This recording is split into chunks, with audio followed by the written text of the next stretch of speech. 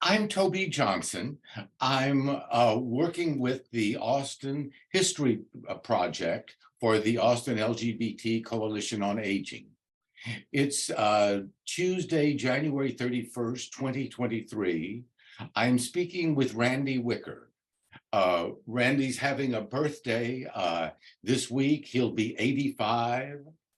Randy is one of the most central people, in a way, in gay history, especially in Austin. He's the first gay activist at the University of Texas. So Randy said he wanted to tell us the whole story, so I'm going to let him talk. Randy, how do you do? Thank you for being here with us. My pleasure, and thank you for recording this because I've told bits and pieces here and there, but I really want to explain a lot of things about what life was like. And I must have gone to Austin in 1958, and I graduated in 1960.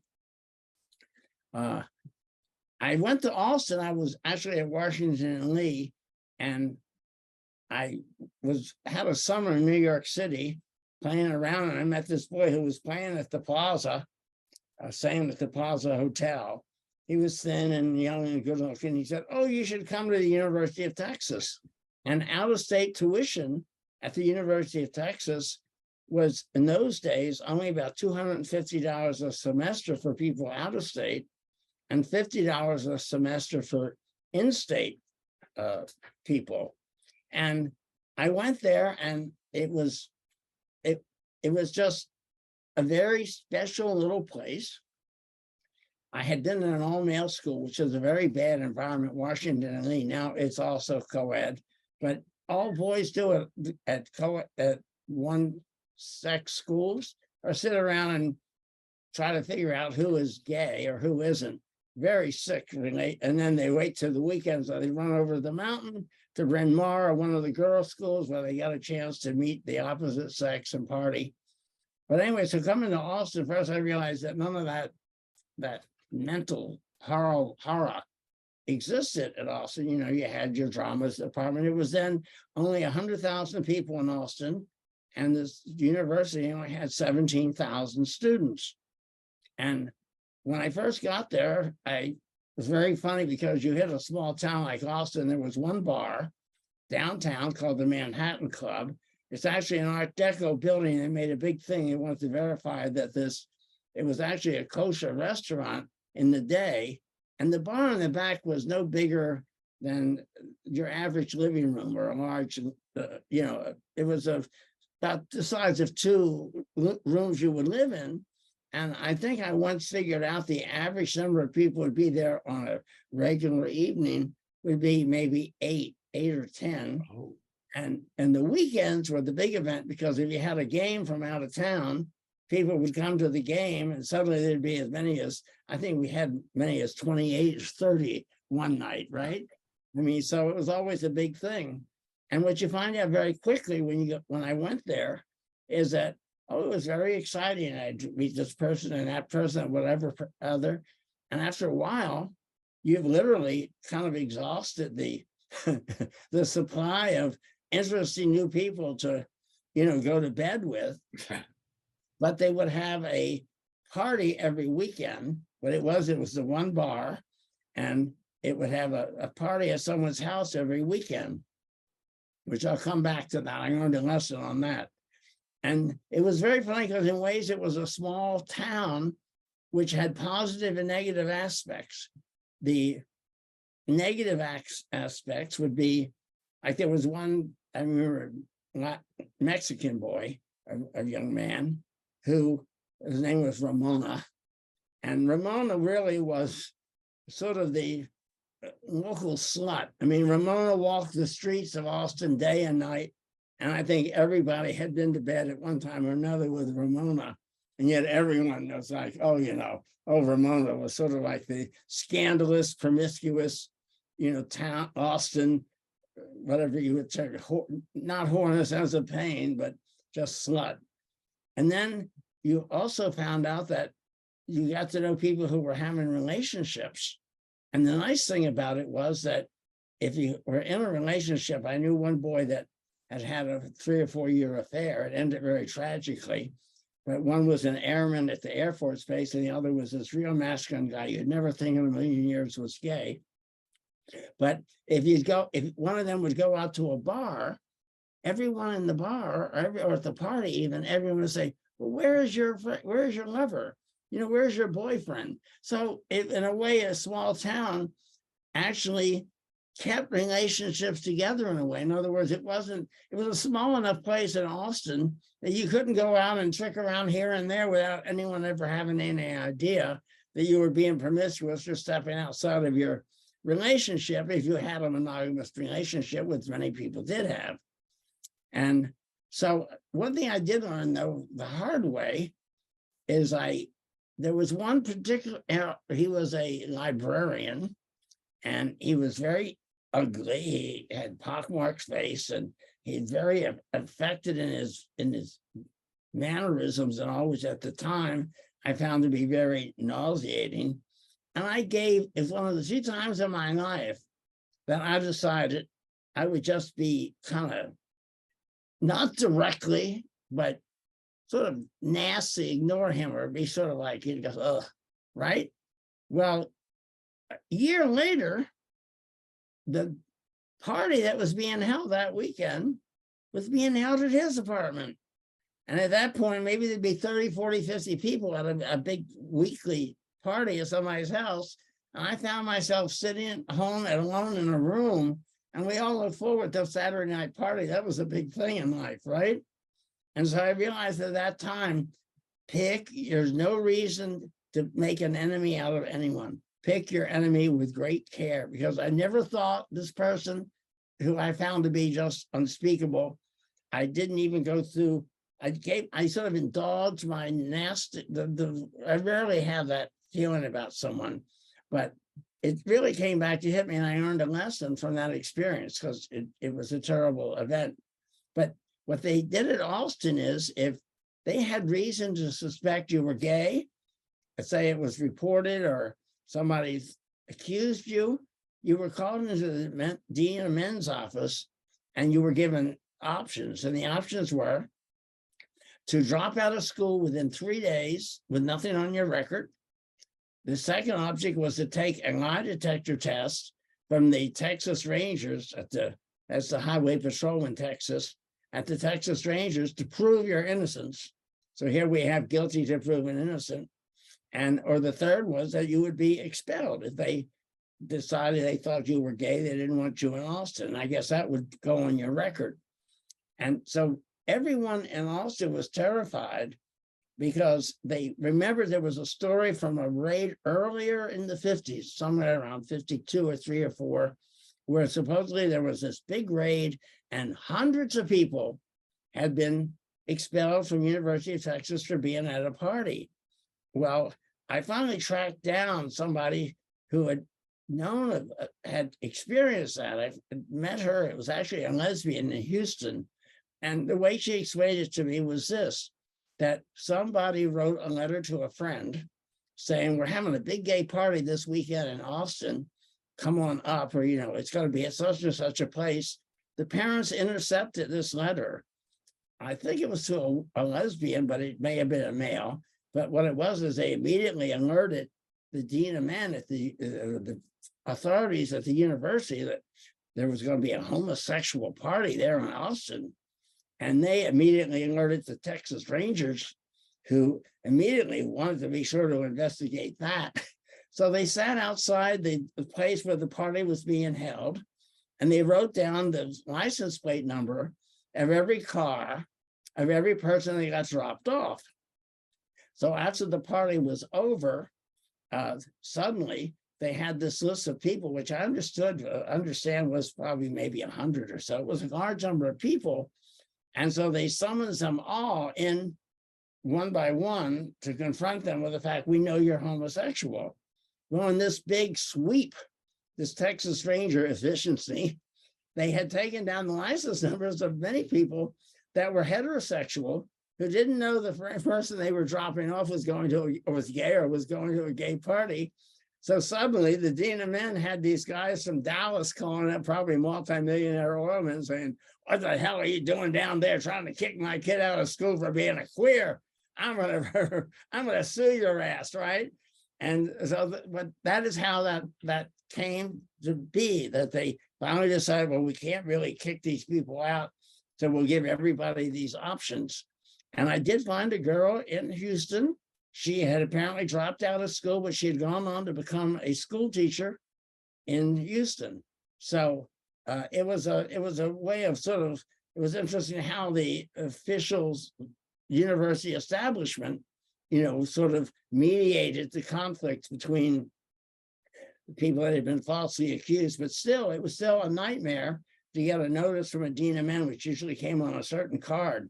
I actually made copies of that card on my mimeograph machine, and on one or two occasions sort of sent it to a friend just as a joke, because I know they'd be panics and all upset, then I tell them, no, that isn't legit. I'm the one that sent you that card.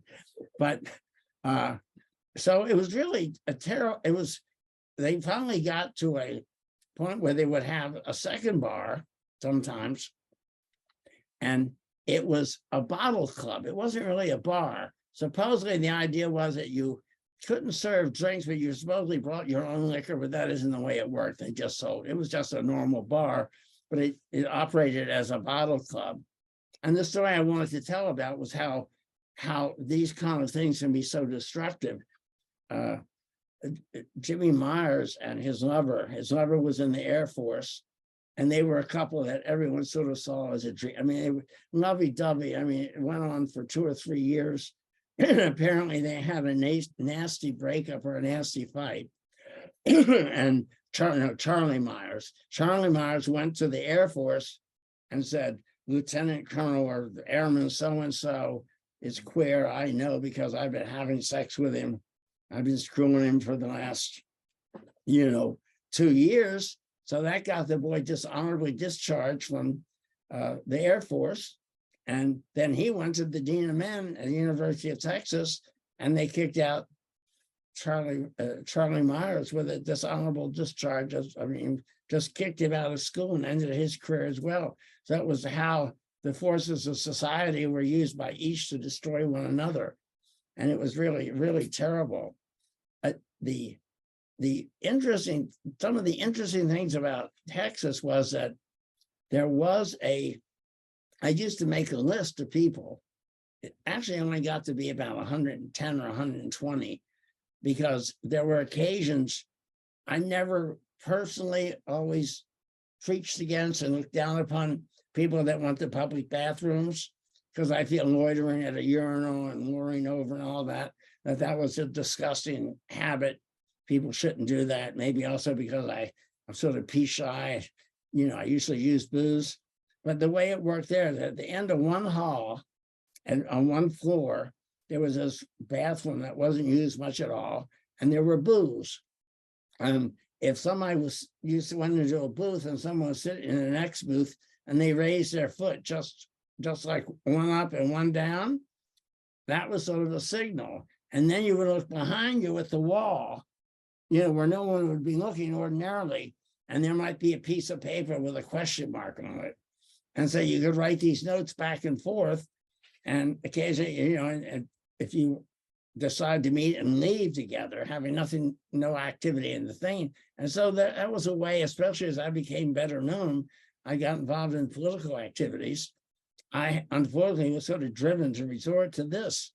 And curiously, one of the boys that I met in that fashion when I was running for president of student body at the end of my second year, he was head of a Christian group. And the guy who was running with me took me over here. I want you to meet my friend Joe, he's president of the Young Christian Association, right? And I had been to bed with Joe. I think I'd had Joe's sherry. And afterwards, my friend said, I just don't understand why Joe wasn't more enthused about, our candidacy. So that was sort of a weird stuff. And sometimes I would look up by the parking decals, and I'd find out that somebody who had been the assistant professor of this or that at one of the schools at the University of Austin. And I was sort of known as a rabble rouser. It was all quite honest. I mean, I said, this student government, that's so ridiculous, just abolish it. So no, first it was, they banned Playboy. And I hate censorship. So I started a petition to get Playboy back on the newsstands. It caused enough of an uproar, we actually did get it back on the newsstands. And then I decided that student government was such garbage, they couldn't be interested in anything, right? It was just, they took fees from you to support student government. Nobody gave a damn. It didn't do anything important except the fraternity and sorority system would be the ones that would dominate the student government, because if their party won, they could pick and fill the certain committees or certain plums of, you know, everything from cheerleader to you get to participate in the activities or whatever that you wanted to on whatever committees the student government. It was a patronage system, basically. Well, I went from that to actually thinking about, let's reform it. And my first year I ran for student assembly. I lost, but I was running with this guy who was a lawyer who really wasn't a very good candidate, but I got about 2 times the number of votes he got. And at one point towards the end of the year, it came out that they were going to raise the tuition for in-state students from $50 to $100 a semester. And that's for full 17 credits. And that would be equivalent in today's money. That was 1959. That would be equivalent today to $500 to $1,000 for an entire semester. So I called for a march on the Capitol. I bought, some guy gave me a car to use as a convertible, and I got a small band of people, but no one cared about anything in Austin. There was no real activity in Austin at all, especially on that level, right?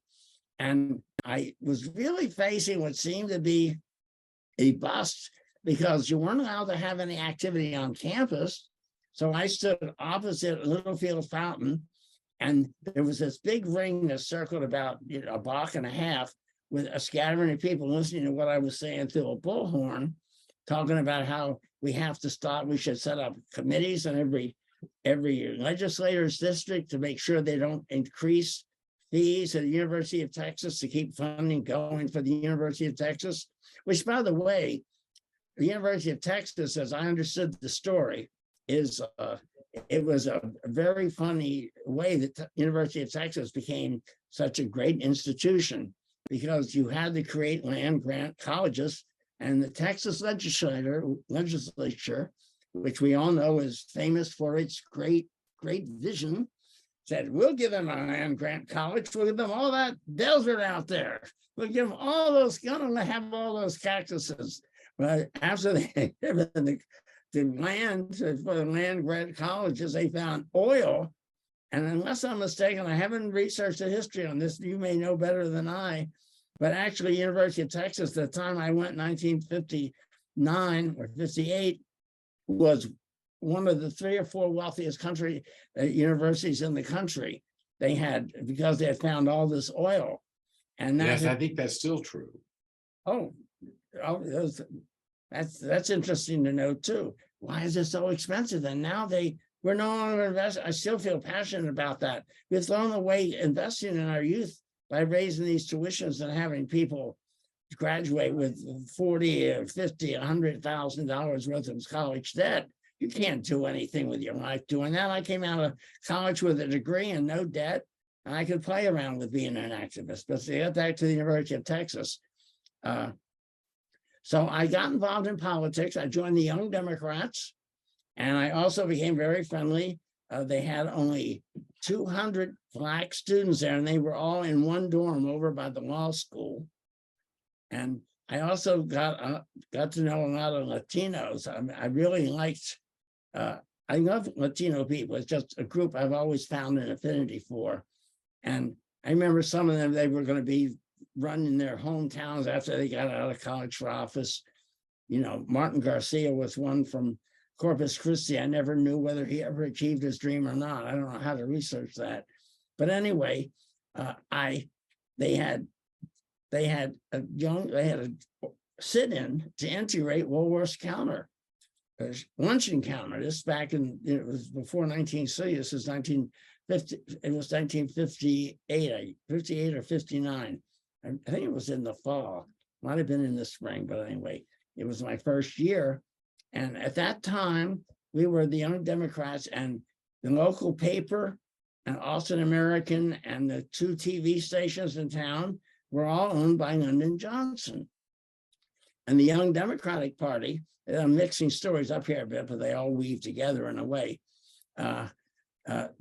Johnson was considered at that time a redneck because he was the leader of the Southern Coalition. So we were having a meeting of the 200 people, well, actually it's a group more like 40 or 50 that were doing the sit-in at McCrory's to demand equal service for Black students at the University of Texas.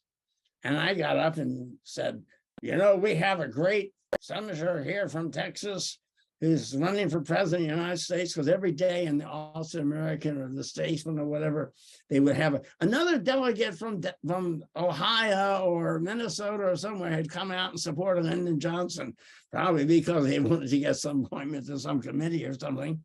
And so everyone, first they sort of gasped when I started saying that, right? And then I said, I propose that we call on Lyndon Johnson to prove his sincerity on the civil rights issue by giving us support in the TV stations, the newspapers that he owned here in Austin. And immediately the whole crowd went into an uproar, and it made the AP news. As a matter of fact, the Young Democrats had supported Stevenson, and I shook Lyndon Johnson's hand the only time I ever met him. I was wearing a Stevenson button. And, you know, Caro talks about, if you feel like you're shaking the hand of God, there was this giant of a man. And I remember to this day, there's this huge man, and he's shaking my hand and saying, nice to meet you, Charles. My name then was Charles Gervin Hayden Jr.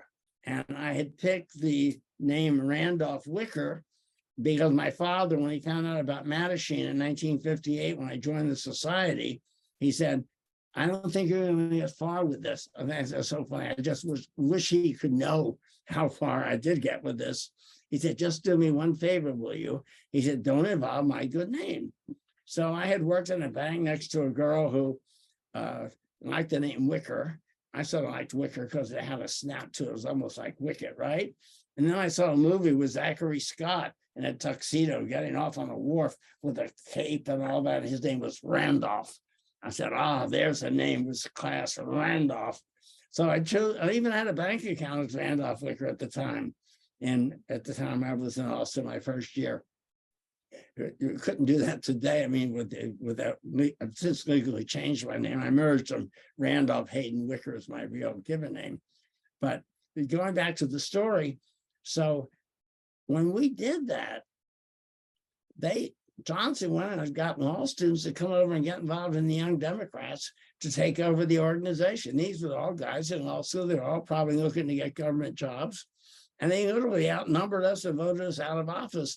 And we all walked out in protest. You know, the Young Democrats protested being put out by this Johnson organization crowd. And they took us aside one by one and told us, we know who you are. We photographed you. You have no future in Texas politics as long as Lyndon Johnson is a power in the state. I don't know if many people know that story. So anyway, I got more and more involved. And when I started the campaign against the tuition increase, I was there, and it was a big thing. And some Yahoo fraternity guys were over there, and they started saying, Hayden in the fountain, Hayden in the fountain. And I said to them, let me finish first, will you? Which is like saying, come on. And what happened is that they took me on their shoulders and took me over to the fountain and threw me into the fountain. And what was very interesting about that is we just got the real footage of that live. Devlin found I had a 16 millimeter soundless copy of it. And when I was thrown in the fountain, I just came running right out. And it's amazing. Even some friends of mine said, I can't believe it, Randy. You just came out of that fountain like you were going to give them hell. You're not stopping me. And it was the guy who wrote this incredible article about me the next spring. who became one of my biggest supporters, he said he thought I was a joke until he saw me thrown in the fountain. And when I came charging out of the fountain the way I did, he knew I was sincere, which I was. And I thought it was, so that made front page, 4 pictures on the Austin American, corner to corner. And supposedly I was the most famous man on campus, even though I narrowly lost by 30 votes. It was a fraternity man and 2 independents. And I got all the way to the last box and lost by 30 votes of making the runoff. We knew in the runoff, the fraternity man was set, period, at 1,800 to 2,000 votes. And the person, I wouldn't endorse either. I didn't endorse the other guy. I said, there's no difference between them. But what I did do is I carried the engineering department because they loved that I was going to give a higher rebate to engineers because they made more money on the engineering department of the co-op than other parts. And the pharmacy school. And at the pharmacy school, the president of the organization supported me.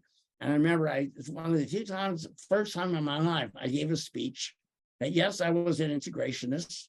I said for several reasons. First one is because it was the right thing to be.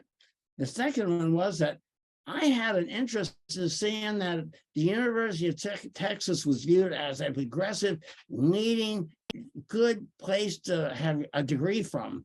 And therefore, I was going to appoint a cheerleader, which I had the power to do. And by appointing a cheerleader at the University of Texas, Jenny Franklin was her name, that I would integrate the entire Southwestern Conference of the United States because there were no Black cheerleaders at that time in the Southwestern Conference. And it was funny because I gave that talk and asked for their vote. And I've never had the experience of having an ovation, a standing ovation of 200 or 300 people applauding as I walked up the aisles. It was it was amazing because I tell you, as a political figure, I was no different person to person that you were my friend. I mean, I was egotistical. Yeah, I'm going to run for president, student body. I'm going to win. I'm going to do this. I'm going to do that. I mean, I just let my big head. It didn't matter because the less well people knew me personally, the more fanatical they were. They gave us a talk in the sociology class a year after I left. They called me charismatic leader of the anomic. And so I always, and it's so funny because I used to love the Arabs because I could get them all worked up like that, right? And so anyway, I did manage to elect. There was this girl running to be editor of the Daily Texan. And in that election, she was opposed by this real dull fraternity clod. I mean, it's really just so terrible person. And she wanted to be a gadfly. I never heard the term gadfly until she used it. So on election day, on the runoff day, I stood out between the pharmacy and the engineering building and there was a 3-way race, and they ran Harry Ranger, who was the mascot of the Humor magazine, as one of the candidates. And Harry Ranger got like 75 or 100 votes. And the difference between her and the other guy were less than that. In other words, no one had gotten a full majority, so they had a runoff for her against the fraternity guy. And she ran the runoff by about 400 or 500 votes. I mean, she sent me a letter saying, I want to thank you so much. You know, I know that you're the one that swung the election my way. And it's so funny because I lost the election, but the guy that beat me was this other independent who was really just sort of my running mate said, who could vote for him? His name was Callan Hightower, because he's so effeminate. You know, he's very popular with the girls. He hang out with the sorority crowd. He said, who could vote for him except the queer? This is what my running mate says to me. I mean, the ironies of life will come out unbelievable at times, right? And later, he was apparently using student government money for going on trips or doing something. And so there's this picture of him on the front page of the Texas Ranger, of the student newspaper, saying, I admit to you, I was wrong. I admit to you, I made mistakes. So in a way, I got my revenge in the end for my, but I realized what it was is before that vote went on, one guy, I had a friend that would see graffiti in the bathroom, Charlie Hayden is queer, and he would erase it. But one guy came up to me, I'll never forget it, right in front of the student union. He said, I know you're a queer because I know a girl in the drama department who knows somebody you went to bed with. So I said to him, he was from Texas. I asked him, where are you from? And he named some little town in Texas. I'll say Odessa, Texas or something. And I said, I'm going to graduate and I'm going back to New Jersey. I said, I major in psychology. And in psychology, we understand that people that are obsessed with subjects like homosexuality are usually have a problem in that area themselves. I said, so if you want to throw mud at me, buddy, just go ahead. Because let me tell you, for every handful of mud you throw at me, I'm going to throw 8 handfuls back at you. And I said, and I'll be back in New Jersey, being a lawyer. I said, and as long as you're in Texas, as long as you're in Odessa, Texas, there'll be people in town saying, when he was at the University of Texas, there were stories about him. And I said, you'll never escape that. No mud was thrown. I mean, it was but I'll never forget it. I always thought it as my moment, high noon at the Showdown Corral or something, right there outside the Texas Union. And I was actually happy because the deans called me in. They had found out I was gay because I was living next door to someone named Edward Lacey, who was a Woodrow Wilson scholar and who spoke 8 languages, but also was an alcoholic. And I met him in the gay bar. It was the only person I ever met in a gay bar that became a good friend for life. Our friendship lasted over 4 or 5 decades, and we traveled on 5 of the 7 continents over the years. He died at the age of 50s, 1995. But he had gone to a counselor, and I had told Edward, because he was alcoholic. I said, Edward, if I find you passed out, laying by a river over there in San Antonio, those beautiful canals that ran through San Antonio, which I think was probably the prettiest city as I've ever seen in the United States. I said, I'm just going to roll you in and let you drown. And Edward was paranoid enough. He goes and tells his counselor, we were living above a garage. There were 4 rooms, and he was in the room right next to mine. And he went and told the counselor, I live next door to a madman, and I'm afraid he's going to kill me, roll me into the river in San Antonio. And I assumed that the guy knew it was not as serious. It was all his paranoia, right? But he went out to lunch with the dean of men and said to the dean of men, you'll never believe, I always wondered how they found out I was gay. He said to the dean of men, he said, you'll never believe how I found out was gay, because I had this raw, super machismo image, right? There was one time, talk about near fatal mistakes. I pull up in front, it was the front of the Texas Capitol. I'll never forget it. There's the Texas Capitol, there's the red light. And we pull up, there's a red light, and I look over, and you know how when as you're gay, you make eye contact with somebody, and here are 3 or 4 beautiful young guys looking right back at me. And I said to my friends, I said, I can't believe it. They're all cruising me. They're gay. Can you believe that?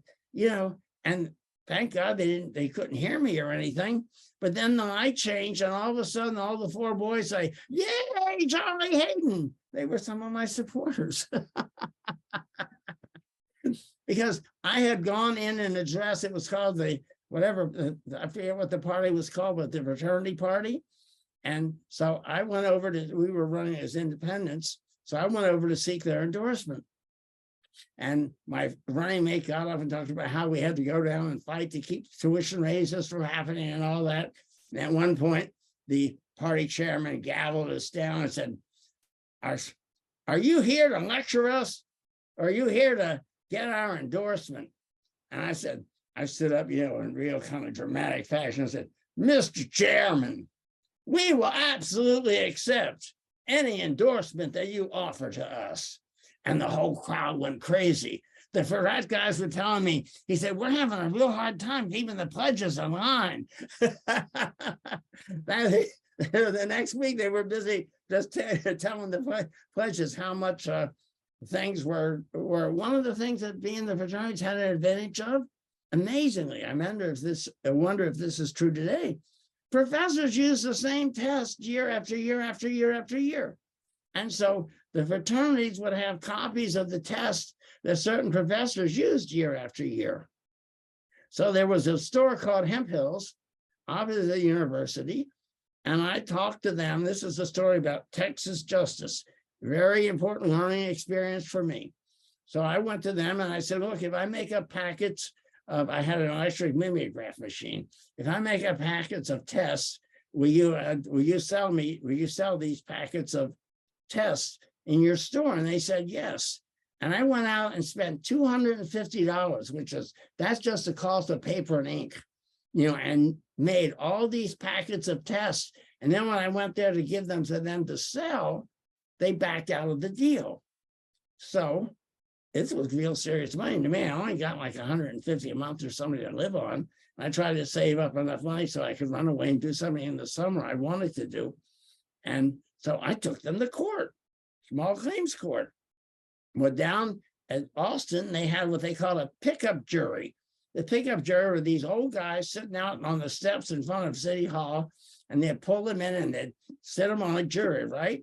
So I explained that I had a contract with these people.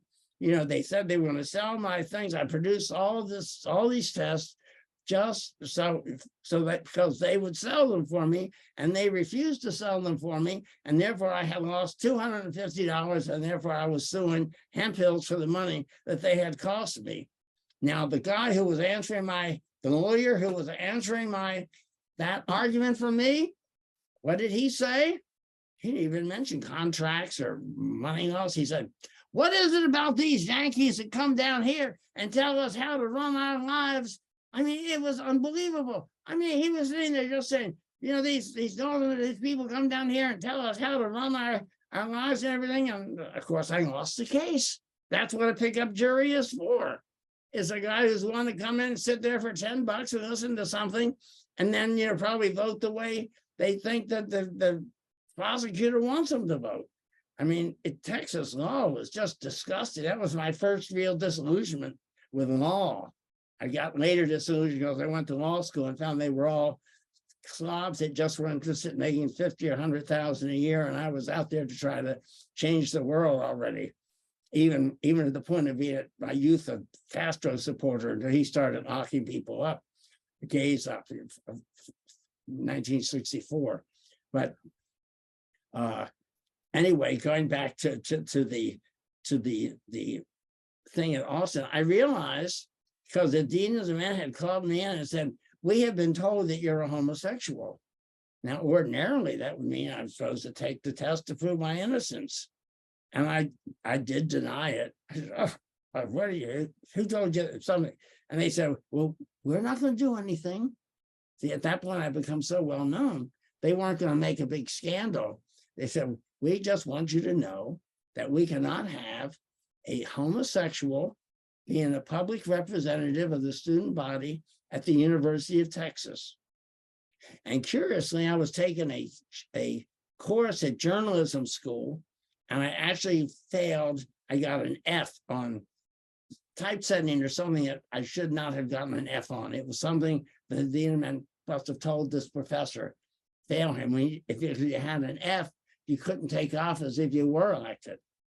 So between the guy confronting me at the student union, the dean of men giving me warning, they knew what I was about, and I survived to June. I had to take one course of literature or something to make up the credits I lost on failing the one course.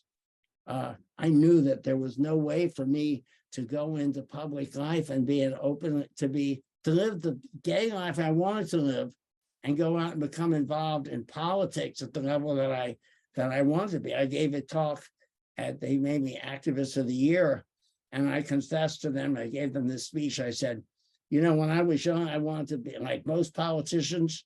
I said, I'll confess to you what most politicians won't. Yes, I wanted to be president of the United States.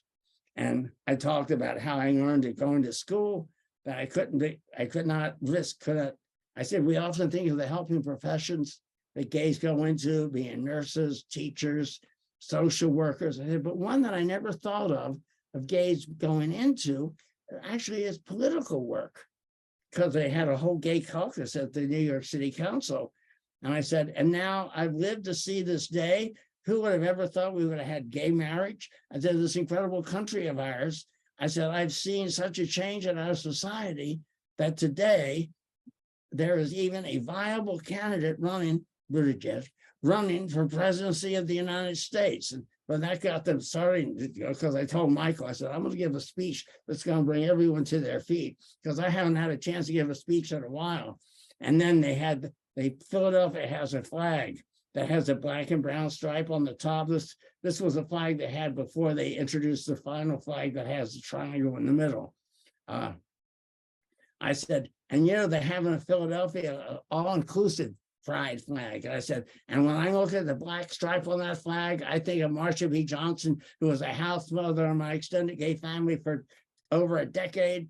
And when I see that brown stripe, I think of Sylvia Rivera, who went from being my arch enemy to my best friend and worked for me and managed my store for years. And I saw her give birth to the transgender movement, and they all were just on their feet screaming and applauding.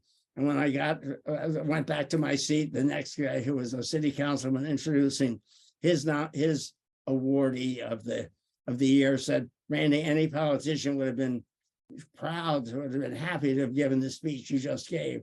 So it's very interesting, but it's also very frightening, because after I was narrowly defeated for president of the student body, I went out to a theater with this girl, and this girl grabs onto my arm and says, oh, Charlie Hayden, that was my name then. Oh, Charlie Hayden, what are you going to do with that great mind of yours now?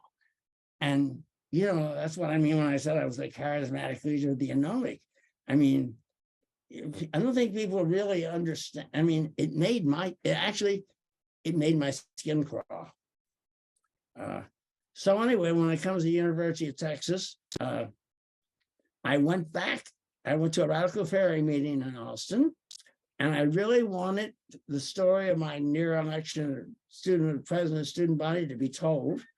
And I say with a friend who was a Radical Ferry named Spencer Nutting, and he had just divorced. He had actually been involved with a guy who was a big official at one of the computer companies, and they'd been together 20 years, but they had actually moved to Austin in 1996, and he was breaking up. I guess it was about 2018 or something. And the lawyer said, you might qualify as a, what's it called? When you live together a long period of time, or it's recognized as a marriage, common law. And he got a lawyer, went to court, discovered his lover was worth $3 or $4 million. And he ended up getting, like $1.5 million or something. And since he literally told the guy, move out of your mansion. And so he had me come in. And so when I ever take a cab home, I'd give the address, and people would say, oh, that's some fancy neighborhood. But it was also because of the address of this friend.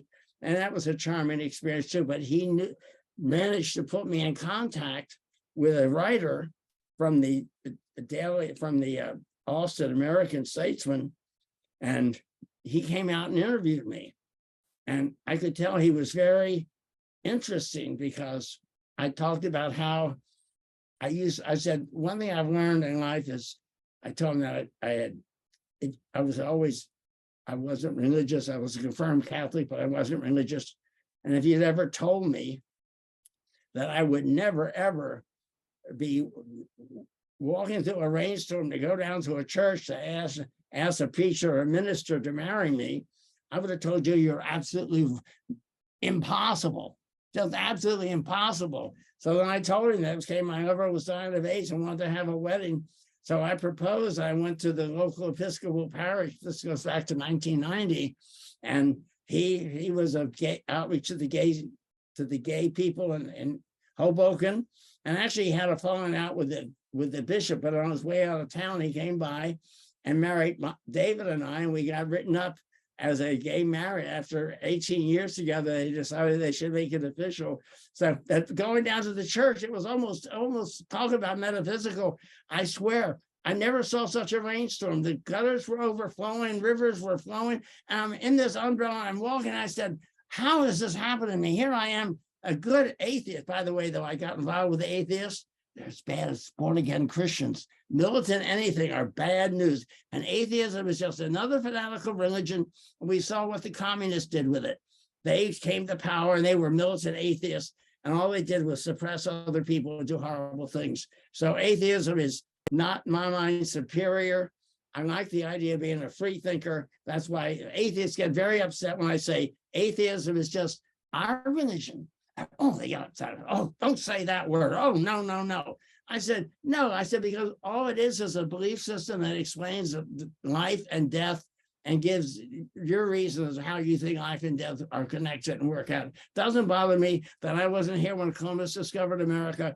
Doesn't bother me that I won't be here to see all these oceans overflowing and people retreating to the palm tree laden of the North Pole. You know, I mean, I do have, I'm really at a Wayfield. It's terrible today because everything in the world, I mean, you're older and I'm older. We lived in the Great Period. I mean, at the end of World War II, I went to school. They had GI Bill. People had a way to earn a decent living, buy a home, raise a family. No one heard about the deteriorating environment. I grew up in the 50s. I remember there were 150 million Americans. And I forget what the world population was. And just bit by bit, people have just used and abused the world to where now, in my opinion, I mean, as long as women are the property of men, and like in the Middle East, all these millions of people, where are they going to go when Bangladesh rises? And 50 or 100 million run towards Pakistan or India. And what happens when, you know, all these countries is all becoming mass migrations. And I have this vision. I do think that we will survive as a species, but what we'll do in the process as human beings will simply have to learn how to live in cohabitation or in harmony with their environment. We can no longer be just like the hunter-gatherers. In a way, I found out that, by the way, I have more Neanderthal genes than 89% of people. So I have a new identity, and all these labels, gay, straight, trans, bi, Q, A, whatever. Well, they have those pronoun labels.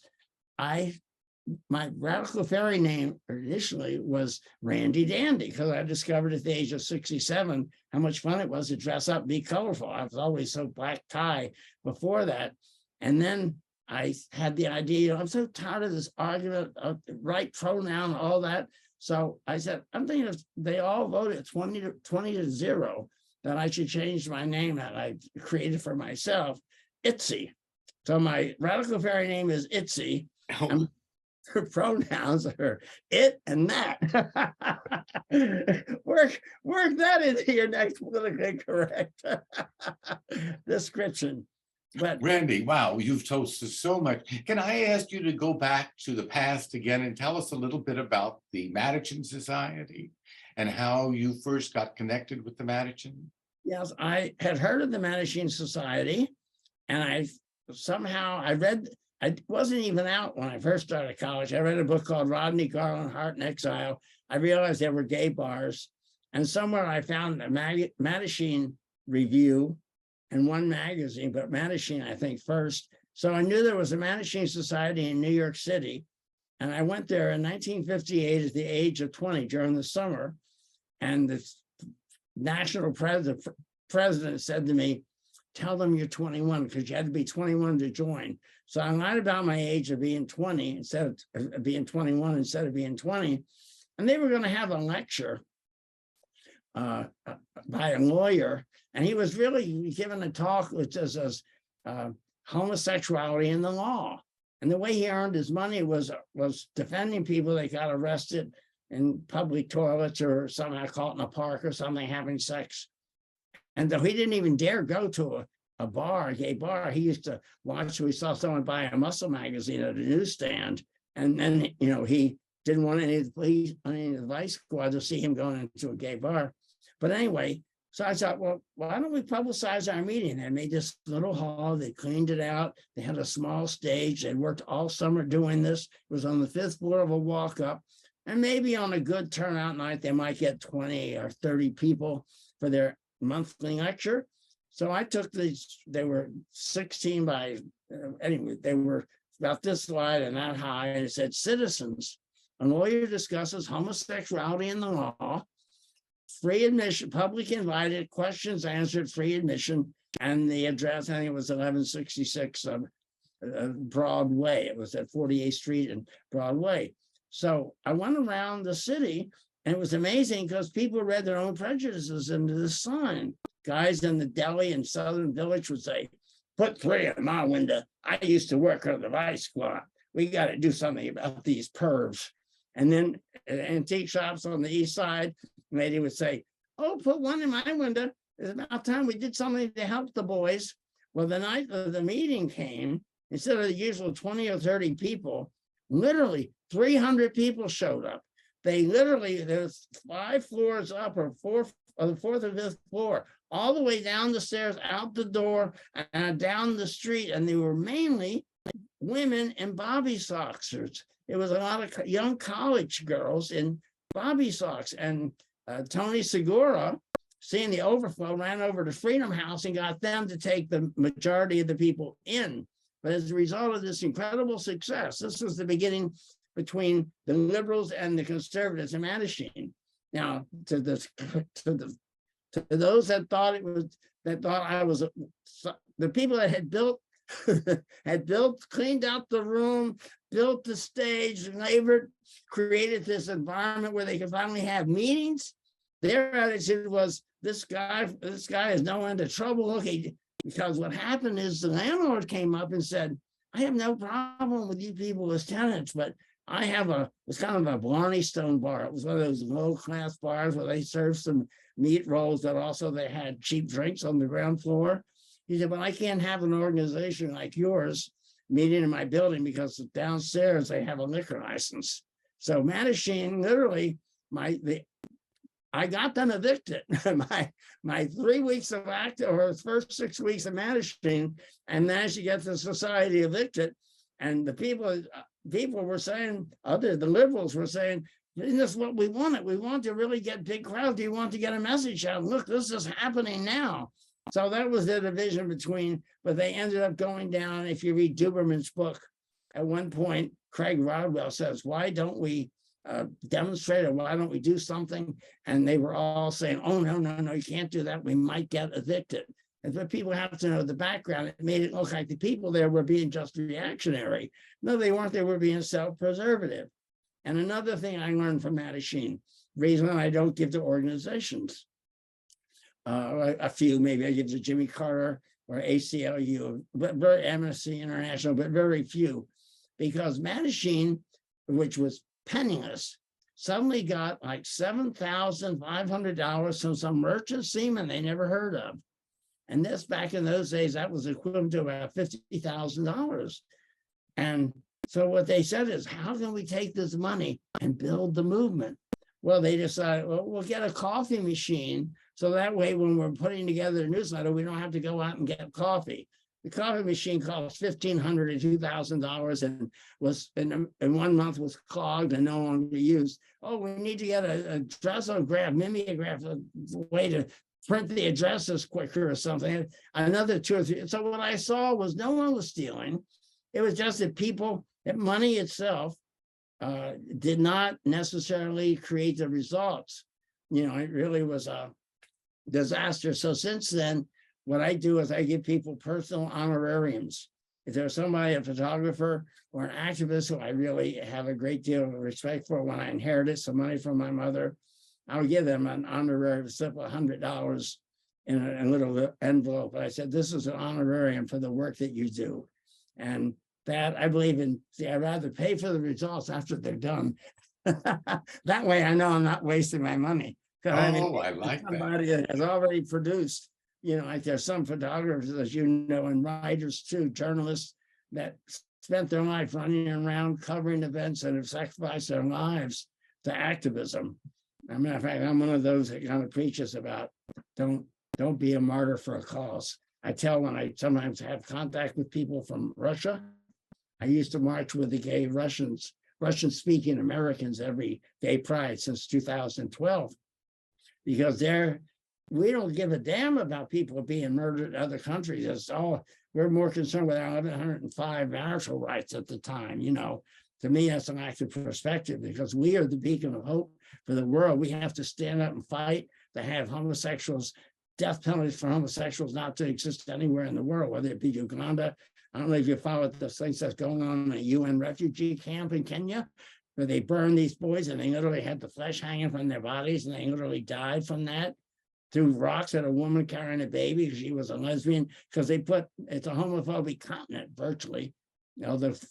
South Africa has a clause in its constitution, but the reality is social attitudes are terribly retrograde. We know about Uganda, where they were going to make it, the Christians wanted to have the homosexuals put to death in Uganda, and that was only headed off because there were influences from outside the country. Said, don't do that, you won't get the aid that we would give you otherwise. But anyway, I forget how I got on that topic, but so I really, so then I came back and I was active in Adisheen, and at a point, I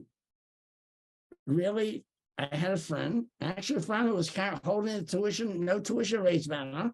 He was straight.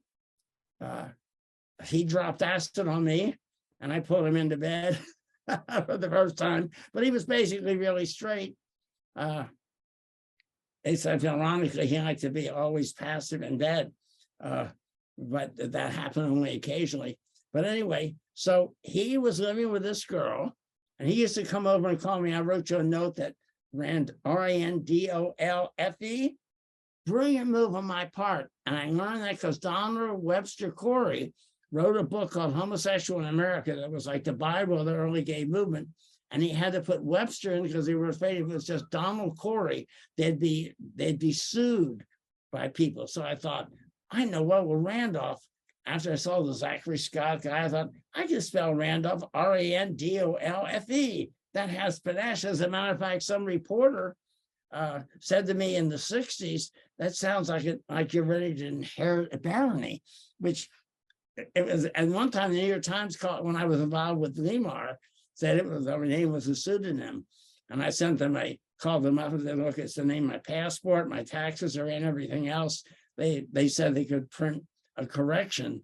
And I actually said, don't bother, because I don't want to put more attention on it than already. But I wish now I had them print corrections. So I now read them often in the paper. But anyway, so he got her pregnant. And I had, as a journalist, I'd done an interview. I heard these psychiatrists on the radio saying, we can cure homosexuals in 8 years. This is my whole story. And I went to BAI, Pacific Supported Radio, and said, these are phony. I said, we homosexuals are authorities on ourselves. And he said, put together a group and I'll come over and we'll do an interview, which I did. And then guy called me a card-carrying swish and all this. Who is he? A Homosexual League of America, is that a union? Stuff like that. And I used that clipping and I went around to Newsweek, Variety, New York Times, all of these magazines. And so when it was broadcast, it caused, actually what it caused is it opened the door to us being ourselves on TV and radio, because what I didn't find out until I read Al Elwood's book, Straight News, terrible title for a book about the gay press. Apparently, I found out through his book that conservative groups had sued saying they wanted BAI's license revoked for putting perverts on the air. And the Communications Commission ruled that no, homosexuality was a legitimate issue to be discussed on the airways. And at that point, this is my high point, which, thank God, Eric Servini finally uncovered in his book about Frank Kameny. He uses me as the activist foil for Kameny, because I was out there demonstrating, and I didn't know things I found out at the New York Public Library made me sick. People from the West Coast were writing letters of protest to newspapers and radio stations saying, don't put this man on. He has no authority on homosexuality. They all thought they should have the backing of the psychiatrist and the psychologist before they even went out and started speaking up for themselves. So anyway, my friend got his girlfriend pregnant. They needed $500 for an abortion. They got $432. He was going to call my phone number at noon on a Friday, but they only had $432. They didn't have the full 500. So I figured, well, he'd say, all right. So the phone rang. I guess they had not even paid their phone bill to get more money together, right? And I said, they only have $432. And he said 3 words. I'll never forget it. Tough luck, buddy. Click. I mean, so at that point, if they suddenly snapped their finger and found the additional money, I don't know how they had him call me, but they didn't have a phone, so they had me take the call. And then I found out 2 weeks later that he had gone home. They were determined not to have this baby, even though they had lived together for 2 years. He didn't want to get tied down. He met the parents of the woman he had been living with for 2 years over the bed in Bellevue Hospital because they had gone and taken quinine pills to induce a miscarriage. And she nearly died during the miscarriage. So this friend of my best friend, who just called me Randolphe, that's where I got, he used to always come and call me Randolphe, which I would have loved, but I didn't have any accent on the typewriter to do. He went, met the parents of the woman he had been living with for 2 years over the bed where their daughter nearly died, miscarrying a pregnancy he had induced. And I said, society isn't just screwed up about homosexuality. Society is screwed up about sexuality in general. She almost died for not being able to have a legal abortion. So I, at that moment, left the Mattachine movement because it was so boring. Are we sick? Aren't we sick? Why are we gay? Are we sinners? Aren't we sinners? All this self-loathing. It's amazing how a group of people can be taken and brainwashed into believing that they are disgusting lowlifes. What? I mean, I was raised by a deaf grandmother. If I was picked on, she told me it was because they know you're superior. I didn't have any friends, so I didn't have any childhood, so I didn't take the church seriously. I'm a confirmed Catholic. You know, I talked to the Catholic Church because one boy at Texas, the last few months I was there, his name was Dane Smith. I found his name recently in my address book because I could never remember the first name. D-A-I-N, a strange name, right? He one time said to me, we went to once to the border together and drank red wine, went to a bullfight, and went back to the motel and had a very erotic moment. But he's the only person that I ever remember. He vividly remember him saying to me one morning or one afternoon, he said, you know, I woke up this morning and I desired you. And only when I found out that he committed suicide, it still bothers me. I have a picture of him laying on the beach by Barton Springs on a thing. I realized that I had failed to grasp that this was a confession on his part. And he was probably somebody who was dealing with deep demons of self-hate induced probably by religious teaching, which is really awful. It's worst of all in Mormons, I think. Mormons or Orthodox Jews, or fundamentalist Christians that pick your religion at some level. It's a terrible thing. So when they have an outreach here in Hoboken, I was one of their first speakers to the outreach to gay people group, most of whom were parents, and I knew they were there because, they had discovered their children were gay or something. And I told them that I was an atheist. I was a confirmed Catholic, but I was an atheist. And I said, when the priest said, turn the other cheek, I found if you turn the other cheek, they just hit you harder.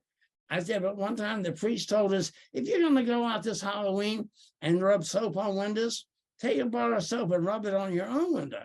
So being only 7 or 8 years old, that's what I did. I took a bar of soap and I went out and rubbed it on my grandmother's window.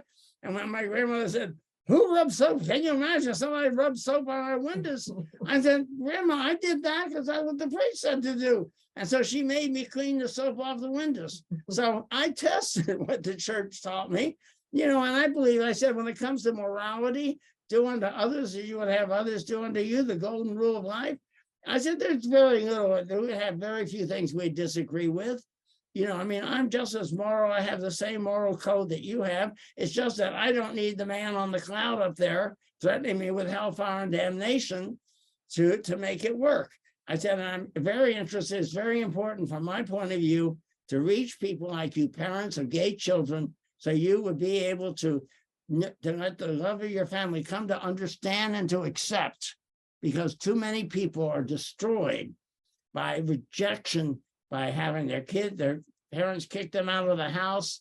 You know, your book on the, I just finished it, the Finding God in the Sexual Underworld, where you talk about going and finding all these people who are supposedly, most of them, you said that most of the people that were involved in gay hustling, at least males, were in their late teens, were precocious, and they came to the city to find their community, but they were too young to be accepted in the adult community, because who's going to risk life imprisonment for going to bed with someone underage, even back in the 60s, right? So they were sort of thrown out of the street, and so they ended up doing, just for survival sex, they would go out and get involved in prostitution. And even those relationships were very varied. So sometimes they would meet somebody who would actually be supportive, you know, and take them in and give them a home. And that's I had a whole family of prostitutes, by the way. You don't know why I like this book so much. It's because Toby Johnson, I met a boy who was a New Year's baby at the Gaiety. I'd gone there with my lover just to see the show on New Year's. And they had this boy who I always thought was, someone called it a howdy doody face, but he wasn't a good dancer, but he danced so earnestly, right? But he had a white towel on with two pink balloons, one tied on each end. And I thought, it's incredible, because when he danced, the little balloons bounced. I said, that kid created a costume out of nothing. Yeah, I think I want to talk to him, because he really seems to be creative. So I began talking to him at intermission. They would have like free punch and the boys would be minging. And I somehow told him that I lived had a shop in the village. And then I also told him that I'd been, he said, oh, I go to the village sometime and I hang out with Marcia. And I said, I don't think Marcia's the kind of person you want to hang out with, because I had covered a story where they rescued her from the hospital in 1972. And my impression of her, she was a little bit flaky, sweet, spaced out or whatever. But then he said to me, I said, well, I'm active in the gay movement. And he said, I was president of gay youth at the age of 16 in Baltimore. I said, you were? Yeah, so I discovered that at the age of 16, he had been abused by his father. His father used to beat up the mother too. And he had actually gone out and he was gay, and he had gotten involved, and somebody had brought in some Christmas trees from Pennsylvania, and they'd gone downtown Baltimore. Now this goes back to the mid-70s or something, and they were selling Christmas trees. And the idea was they wanted to get enough money together to have a gay community center in the city of Baltimore, which they eventually managed to do. But in the process, this was covered by a local TV station. So this boy who was Polish and lived in a very poor, very, very poor Polish neighborhood would go home, and these women would come out and say, shame on you. How can you do what you do with those men?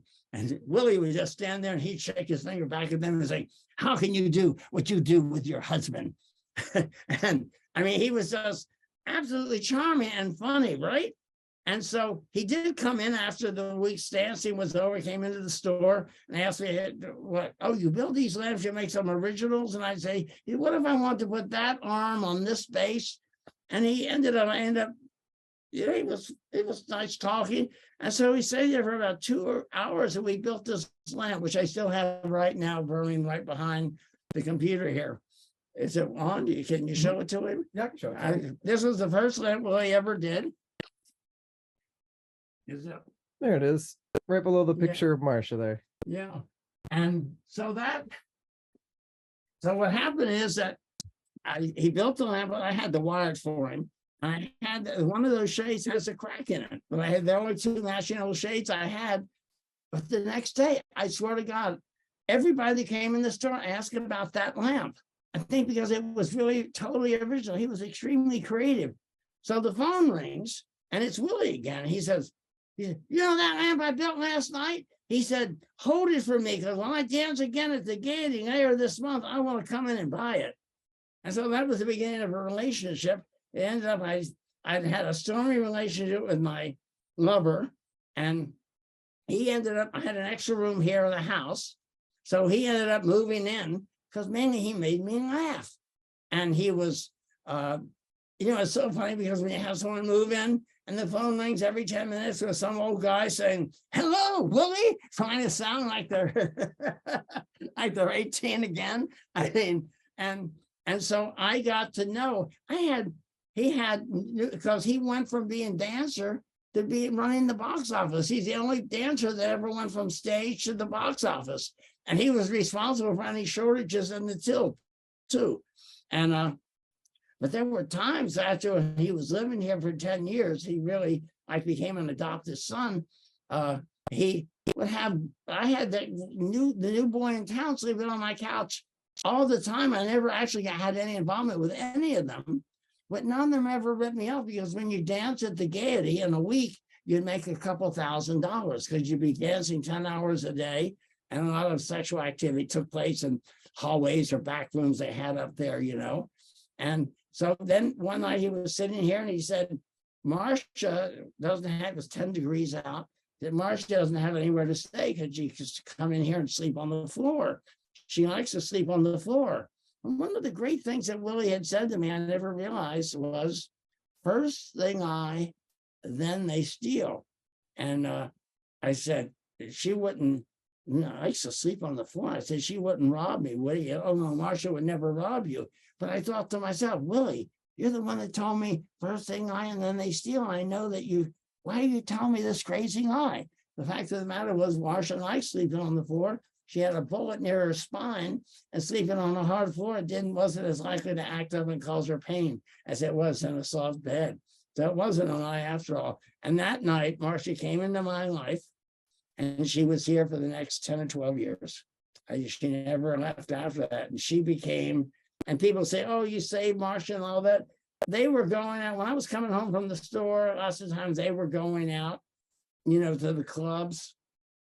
And I was just in a certain symphony. Marcia would come home and actually sleep in my bed with the dog all day. Take the dog out at 4 in the morning when she came home, then go, when I got up and went to work, go in and sleep in my bed all day, most of the day with the dog and everything. And it was really an experience. His mother came to town, and his mother knew, she said, it's so funny because she said, I'll never forget her saying that. She said, she said, you love your son, even though you know that he's a prostitute, and we drove around Manhattan, and somebody tried to pick her purse at Times Square. Some guy popped out behind the construction truck and went for her pocketbook and really caught it. And so she didn't lose her purse. I shouldn't tell this now, but we actually smoked some pot driving around in my pickup truck. And when she left here, she told me, she said, I feel so much better now that I've come up here to know that there's an adult watching over Willie.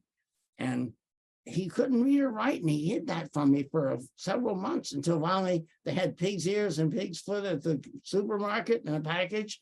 And I showed here's something we can have for dinner. And I showed it to 2 or 3 other people, and they all came over and laughed, and Willie came over and looked at it and looked blank. And I talked to Mark Rubin, who was president of the Student Teachers Association. I said, we have to teach Willie how to read and write. And he told me anyone that reached 21 was unlikely ever to learn to read and write. But years later, when he got AIDS and was dying of AIDS, he actually learned to read or write.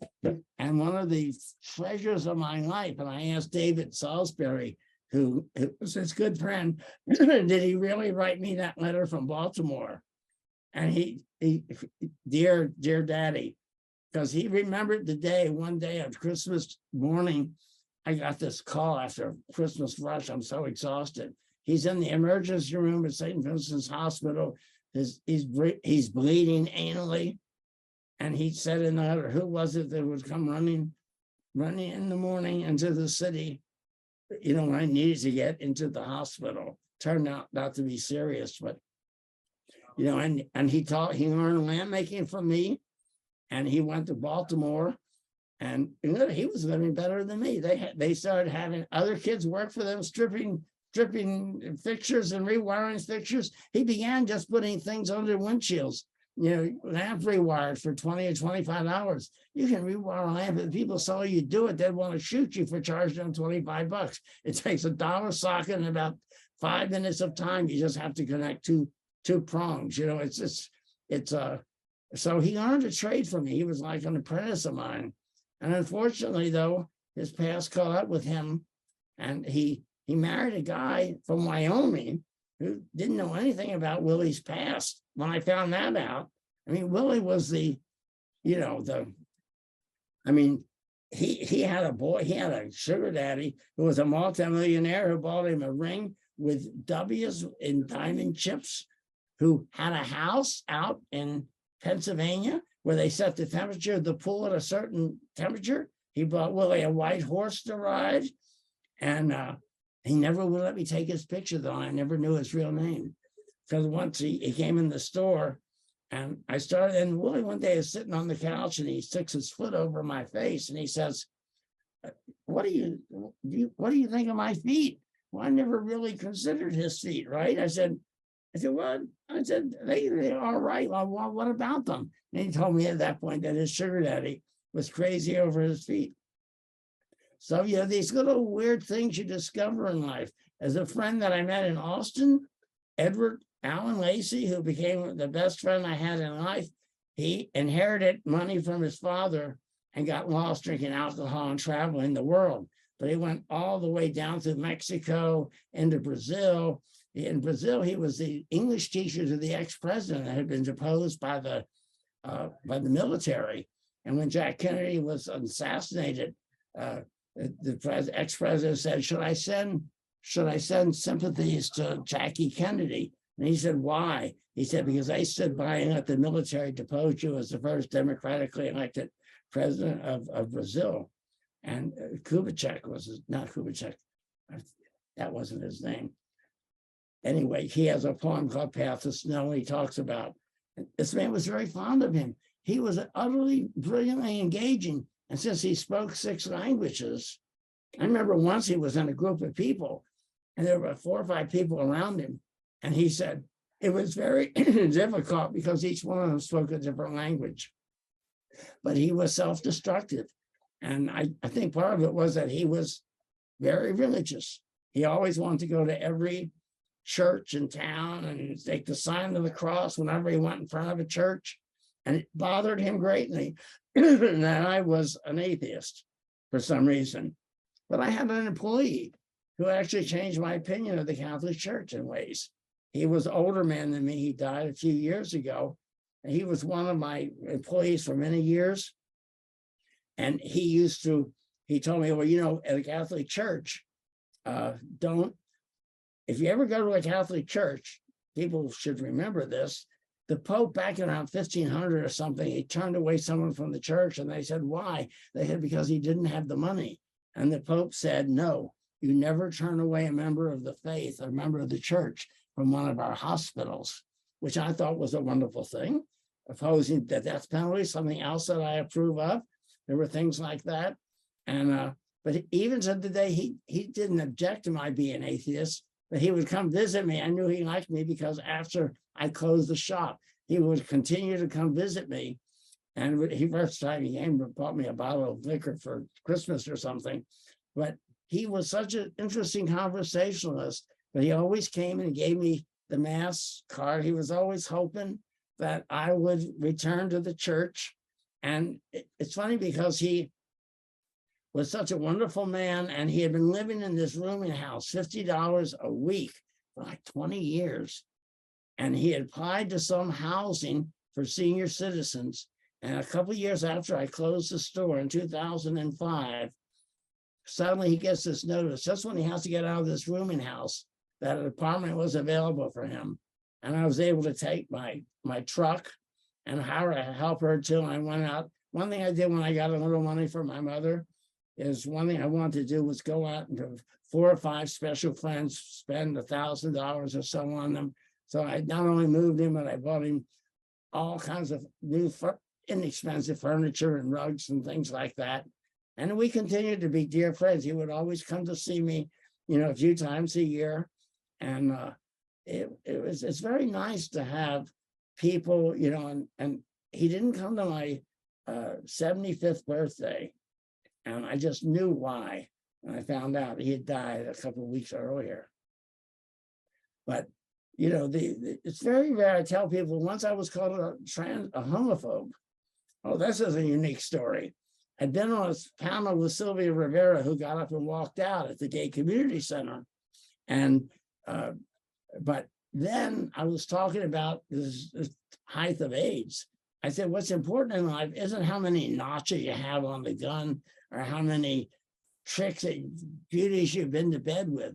What's real important in life is the quality of the relationships, real relationships that you make with other human beings.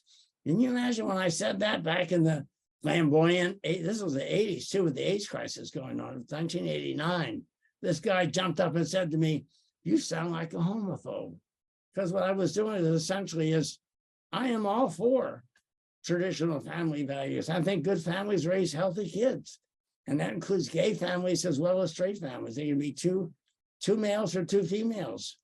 And I think that's something people don't realize, that, I always considered to teach, I know I'm into this religious stuff because of your book, but I always felt that religions were just sort of the result of things like do unto others, you have them do unto you. It's just common sense drawn from years and years of collective experience. Most religions, I think, at least the ones that I'm familiar with, except for the terrible ones we don't understand, where they had human sacrifices and all that, are basically just distillations of experience. So anyway, so I went on to try writing. Actually, I started so they did say, but then I was on TV and radio all the time. The first 2 times I went to Chicago, I was flown in because there was no other homosexual to go on TV on the Cup Show, which was the biggest show in Chicago.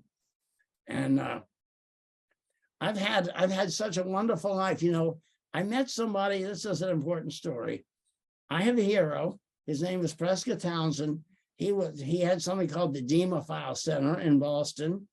And I met him at a Mattachine convention, I think in 1958 or 61. I know that they were filming The Birds by, what's his name? The little short guy. Hitchcock. Yes, because I invited him on the steps of the plaza to join me to go to the Mattachine convention. But anyway, Prescott Townsend got up and he looked like a banker at the time and said, I went over, there was a group in Holland. He said, I brought them greetings from 15 million Americans. This is when the movie probably didn't have 150 real activists in it, right? And then he introduced me to this is my secretary, his name was Joe McGrath, who was 21 years old. And Prescott at the time, I guess, was maybe mid-60s or late 60s. And I looked at Prescott, I looked at Joe McGrath and said to myself, secretary, yeah.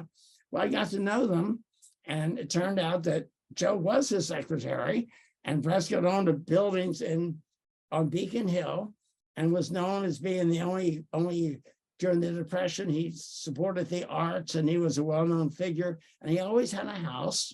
He had 3 houses actually linked together, and his tenants consisted of, there was always a few pretty little queens, and then there were straight musicians, old ladies on Social Security, had kind of a semi-alcoholic kind of slave, take care of the building type of person. And through him, I overcame the greatest fear that I had, because I tell you, no one wants you when you're old and gay. Well, you may not like this part. That is only half true. Gay has nothing to do with it. They really don't want you when you're old.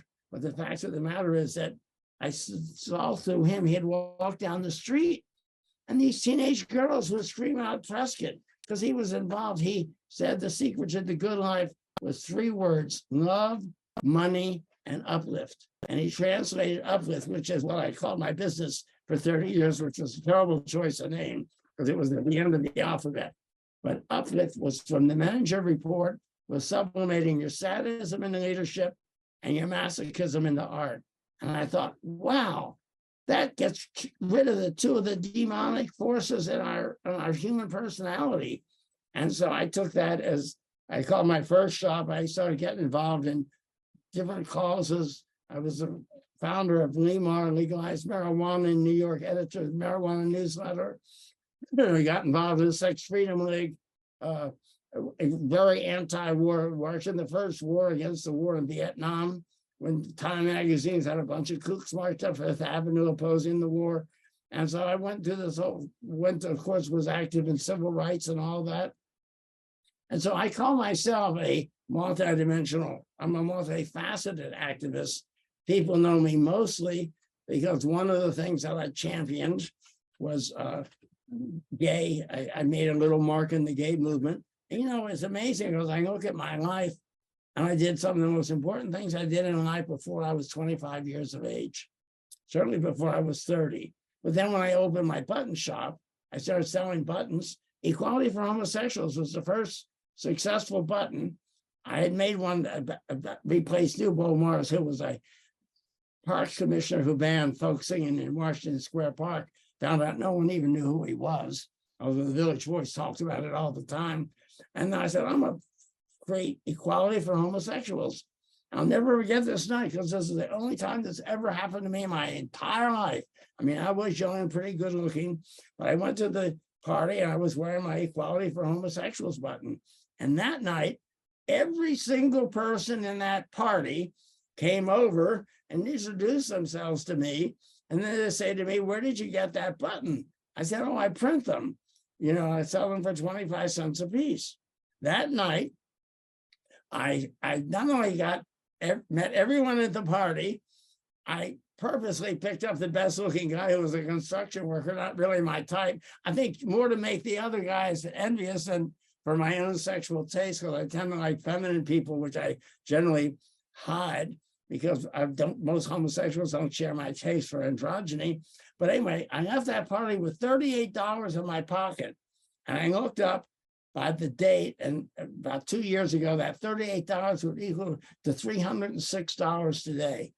So imagine going to a party, having everybody come over, introduce themselves to you, so you didn't have to break the ice or be shy, and then going home with $300 in your pocket for just standing there and selling the buttons and meeting people and having fun conversations. So that was my first successful button. And then I put out Let's Legalize Pot. Civilians must control their police. And I was working as a tit book editor.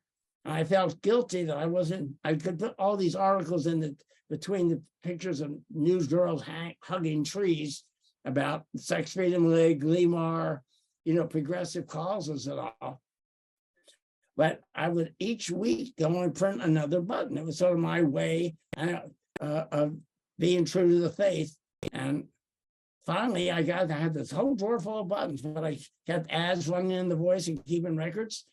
And I said, this is ridiculous. I have $1,800 or something in these buttons, and I'm out of my mind. Well, I kept keeping the records of them coming in.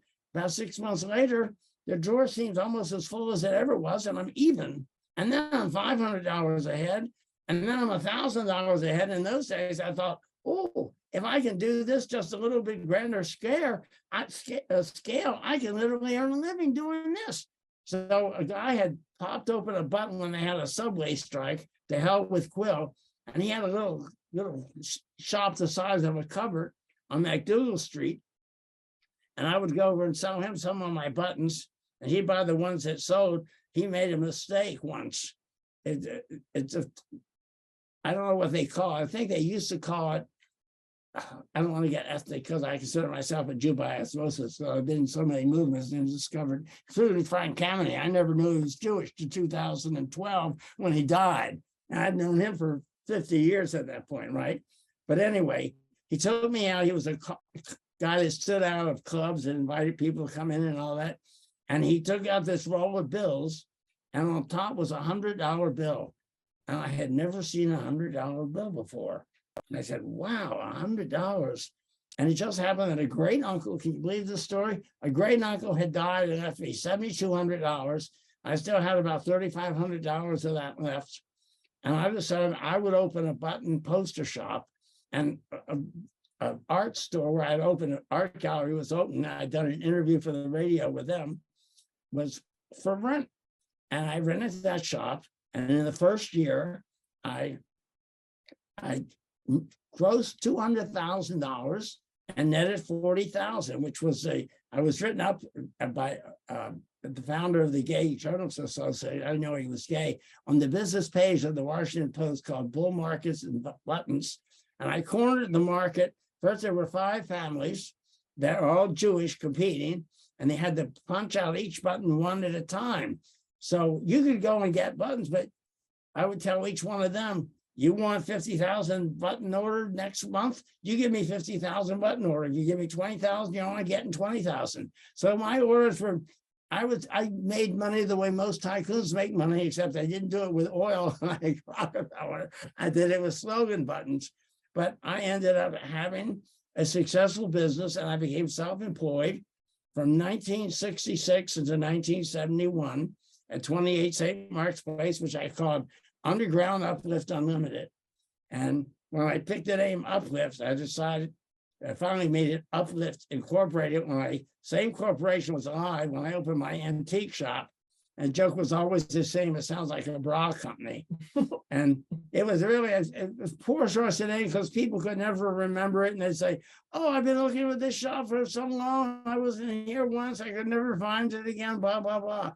But still, the fact that that I saw Prescott and he was a happy person. I got to write his obituary, I think in 72. No, in 1994, he would have been his 100th birthday. Today they had the first big World Pride March in 1994, because Joe McGrath had a sign up there holding up a sign saying today is Prescott Townsend's 100th birthday. And some park rangers who give history tours up in Boston, they contacted me, and I was able to find this book that some boy had written. And so I've been able to, and I contributed to the Crimson Tide, I think it's called, the story of famous homosexuals that have gone to Harvard. And because they used my quote as the opening, that Prescott Townsend gave me one of the greatest gifts in life, and that was to remove my fear of growing old. Through knowing him, I knew that I could be a happy old man, a happy old man as he was. And believe it or not, somewhere I read a list of famous homosexuals who had graduated from Harvard. I never went there a day, and I was on the list. I'm sure it was, I guess, I don't even know if it's been corrected or not, but I always like to tell people I got the cheapest degree ever from Harvard, never went there a day, and ended up on the list. Oh, well, Randy, let me congratulate you on having become a wonderful old man. I, as trying myself, I think, as you said, we have lived through a wonderful time in history, and we really changed the world. Yeah. As you tell these stories, I see how much you did. When I went back to Texas, is that unmuted? Are you hearing me? When I went back to Texas, I wanted to talk to a gay group. So I got the write-up in the Austin Statesman. It didn't come out till about several months later, but he told the story. Randy Wicker raised hell as a liberal at University of Texas in 1960. And he essentially told the whole story of my career there. And I went to the dean of men. He didn't have any listing of any gay group at University of Texas. So then he sent me to the gender studies department. I couldn't get in to see her. I sat there for 45 minutes writing her a long letter because I wanted to make some contact with students at the University of Texas so I could tell them my experiences being there and what it was like back in the days. And I saw this sign in the bottom. I was just leaving the building. It was about 5:30. And I saw something about trans something or LGBTQ up there. And I'm there with my camera filming it because I want to get the contact information. And this, I thought, rather good-looking young Asian guy says to me, what are you doing? I said, I'm filming that marquee because I want to get that contact information for a group that's up there that's listed as trans. And he says, he said, I'm the president of that group, and we're having our first meeting of the year, and we're going to have it right here in this room. And so I started telling him my story, and he said, well, if you'd like to get up and say a few words before we begin the meeting, why don't you come on in and do so? And I arranged for him to film me. And what I said to them was exactly, I already had it in my mind. It was a short speech. And I told them, I said, when I joined the gay movement, there were fewer people in the entire movement in the country in 1958 than there are in this room tonight. It was a surprisingly large group. And I said, and we thought that we could change the world, and we did. And I know I bring you greetings of love from Marsha P. Johnson, and greetings of, I always have her button on, and greetings of militancy and struggle from Sylvia Rivera. And I said, I'm sure that your generation will do for your next generation what we did for you, and that is you will take the world and make it a better place to pass it on to coming generations. And I got a wonderful, wonderful response. I mean, there were a number of African-American women that were members of the group and all that came up and insisted on hugging me. And I mean, so it really was sort of my dream moment. I have it up on YouTube somewhere. Wow, wonderful. That's a good place to stop, I think. We've talked for 2 hours. You're a wonderful interview. I didn't get a chance to say a thing. Oh, Thank you very much for talking with us. I will pass this on. This is going to end up probably in the Gender Studies Department of the University of Texas. So you'll finally get to that woman. So I'm going to stop the recording. Okay. Thank you.